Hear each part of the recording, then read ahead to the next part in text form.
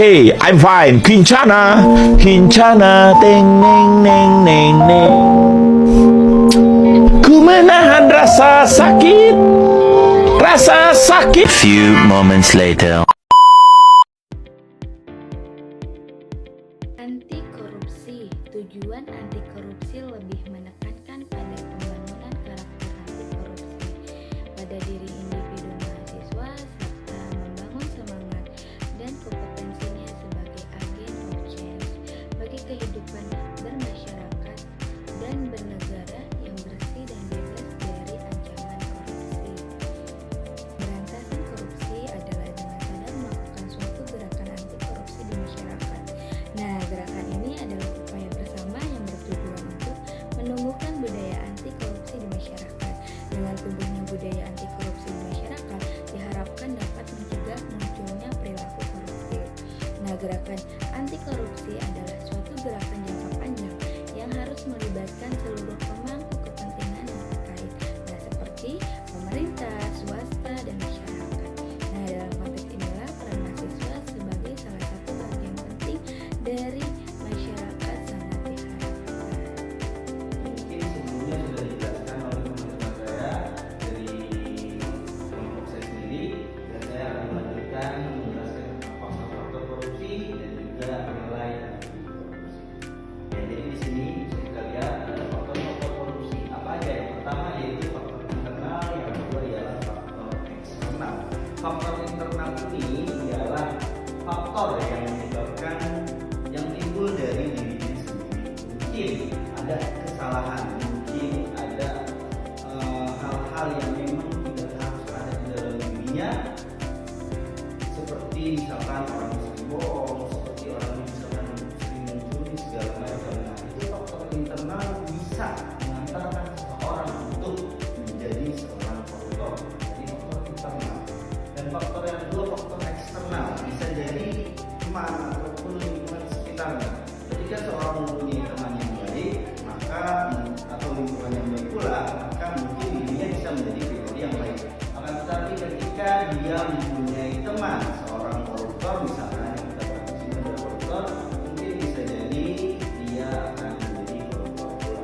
Jadi ada dorongan dari temannya untuk melakukan hal-hal yang tidak seharusnya dilakukan seperti korupsi. Ya, lalu yang kedua, pembahasan yang kedua saya akan membahas tentang nilai anti korupsi. Ya, adapun nilai anti korupsi yang pertama yaitu ialah kejujuran. Orang yang jujur, orang yang selalu mengedepankan nilai-nilai kejujuran, dia tidak bakal terkena atau tersangkut paut dengan korupsi. Karena kenapa? Karena kejujuran yang dia miliki itu membuat dia menjadi orang yang selalu menjauh dengan hal-hal yang tidak baik. Contohnya korupsi. Ya. Yang kedua ialah kepedulian terhadap sesama. Orang yang peduli terhadap sesama, orang yang peduli terhadap temannya, orang yang peduli terhadap masyarakat luas, maka dia adalah orang yang sangat menjauhi, yang sangat anti terhadap korupsi, karena dia memiliki kepedulian tertinggi, kepedulian yang tinggi terhadap sesama. Ya. Yang ketiga ialah tanggung jawab. Nah, ini tanggung jawab. Seorang yang sudah diemban, seorang yang sudah dipilih untuk menjalankan amanah, berarti dia harus bertanggung jawab. Misalkan seorang presiden, seorang menteri, seorang DPR, atau seorang pejabat RT misalkan yang sudah diberi amanah, dia harus bertanggung jawab terhadap masyarakat sekitarnya, terhadap anggaran-anggaran dan masuk dan keluar. Dia harus bertanggung jawab sekecil apapun.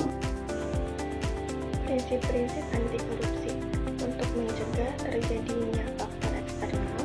Selain memiliki nilai-nilai anti korupsi, setiap individu perlu memahami dengan mendalam tentang prinsip-prinsip anti korupsi, yaitu akuntabilitas, transparansi, kewajaran, kebijakan, dan kontrol kebijakan dalam suatu organisasi atau institusi atau masyarakat. Oleh karena itu, hubungan antara prinsip-prinsip dan nilai-nilai anti korupsi merupakan satu kesatuan yang tidak dapat dipisahkan. Baik,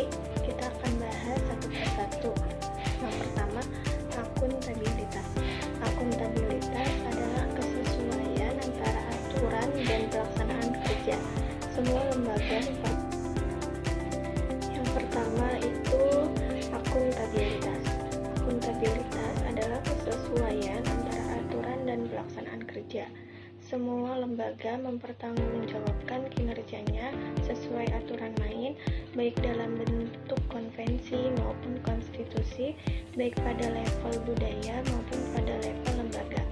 Lembaga-lembaga tersebut berperan dalam sektor bisnis, masyarakat, publik, maupun interaksi antara ketiga sektor.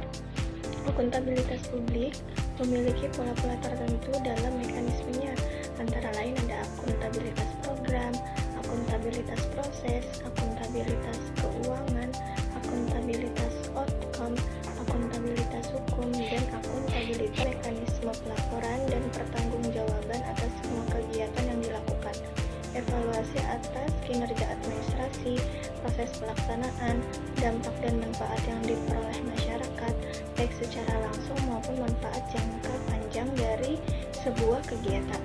Kemudian yang kedua ada transparansi. Prinsip transparansi ini sangat penting karena pemberantasan korupsi dimulai dari transparansi dan mengharuskan semua proses kebijakan dilakukan secara terbuka, sehingga segala bentuk penyimpangan dapat diketahui oleh publik. Dalam prosesnya, transparansi dibagi menjadi 5, yaitu proses penganggaran, proses penyusunan kegiatan, proses pembahasan, proses pengawasan, dan proses evaluasi. Kemudian yang ketiga ada kewajaran. Prinsip fairness atau kewajaran ini ditujukan untuk mencegah terjadinya manipulasi atau ketidakwajaran dalam penganggaran, baik dalam bentuk markup maupun ketidakwajaran lainnya. Sifat-sifat prinsip kewajaran ini terdiri dari 5 hal penting, yaitu komprehensif dan disiplin, fleksibilitas, terprediksi, kejujuran, dan informatif. Anti korupsi yang keempat adalah prinsip kebijakan. Prinsip kebijakan ini berperan untuk mengatur tata interaksi agar tidak terjadi penyimpangan yang dapat merugikan negara dan masyarakat. Aspek-aspek kebijakan terdiri dari isi kebijakan, pembuatan kebijakan, pelaksanaan kebijakan, kultur kebijakan. Kemudian yang kelima, yang terakhir, yaitu kontrol kebijakan. Prinsip ini merupakan upaya agar kebijakan yang dibuat betul-betul efektif dan mengeliminasi semua bentuk korupsi.